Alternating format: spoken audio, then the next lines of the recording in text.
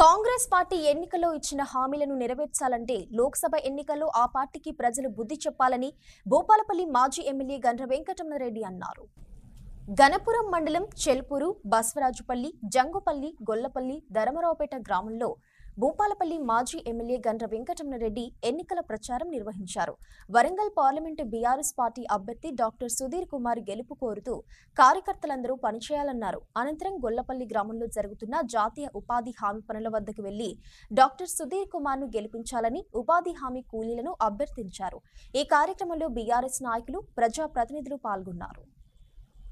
నేను Bhupalpally office camp party ఆఫీస్లో కూర్చుంటా, పరకాల్లో కూర్చుంటా, రెండు దిక్కులో ఉంటా, మీకు అందుబాటులో ఉంటా.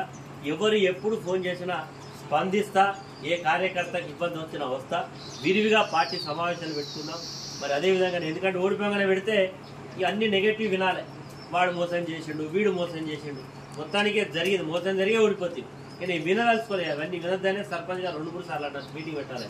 ఇక గెలిపేది పోస్ట్ మార్టంలు అన్నీ జరుగుతాయి కాబట్టి అవన్నీ వినకుండా వదిలేద్దాం. అయిపోయింది, గతం జరిగిపోయిన నష్టం జరిగిపోయిందని ఉద్దేశంతో జరిగింది. ఇప్పటి నుంచి పార్టీ నిర్మాణాత్మకమైనటువంటి బలోపేతానికి మనం అందరం కూడా కలిసిపట్టు పనిచేద్దాం.